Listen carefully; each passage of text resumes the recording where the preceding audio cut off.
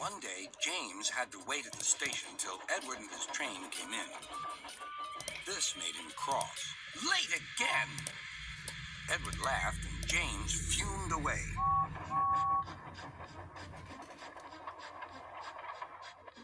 After James had finished his work, he went back to the yard and puffed onto the turntable.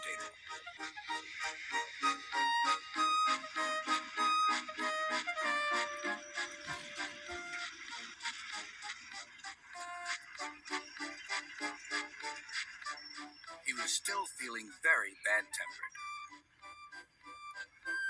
Edward is impossible, He grumbled to the others. He clanks about like a lot of old iron, and he is so slow, he makes us wait. Thomas and Percy were indignant. Old iron? Slow? Why, Edward could beat you in a race any day. Really, said James. I should like to see him do it.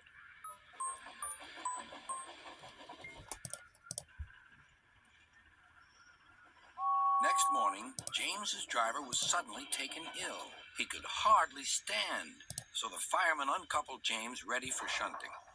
James was impatient. Suddenly, the signalman shouted. There was James puffing away down the line. All traffic halted, called the signalman. Then he told the fireman what had happened. Two boys were on James's footplate fiddling with the controls. Whew. They tumbled off and ran when James started. The signalman answered the telephone. Yes? He's here. Right. I'll tell him. The inspector's coming at once. He wants a shunter's pole and a coil of wire rope. What for? Wondered the fireman. Search me, but you'd better get them quickly. The fireman was ready when Edward arrived.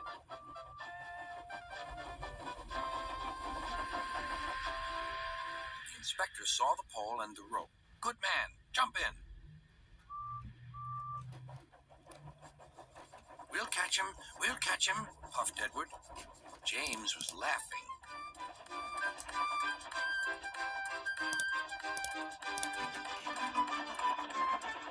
What a lark, he chuckled to himself. Suddenly, he was going faster and faster. He realized that he had no driver. What shall I do? I can't stop. Help! Help! We're coming, called Edward.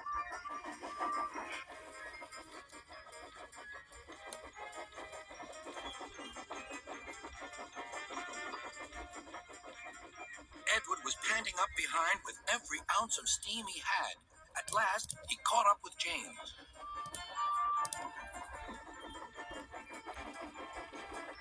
Steady, Edward, called his driver. The inspector stood on Edward's front, holding a noose of rope in the crook of the shunter's pole.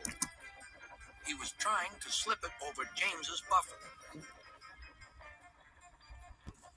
The engines swayed and lurched. At last, got him, he shouted. He pulled the noose tight. Gently braking, Edward's driver checked the engine speed, and James's fireman scrambled across and took control. So, the old iron caught you after all, chuckled Edward. I'm sorry, whispered James. Thank you for saving me. You were splendid, Edward. That's all right, replied Edward. The engines arrived at the station side by side. Sir Topham Hatt was waiting. A fine piece of work, he said. James, you can rest and then take your train. I'm proud of you, Edward. You shall go to the works and have your worn parts mended. Oh, thank you, sir, said Edward. It'll be lovely not to clank.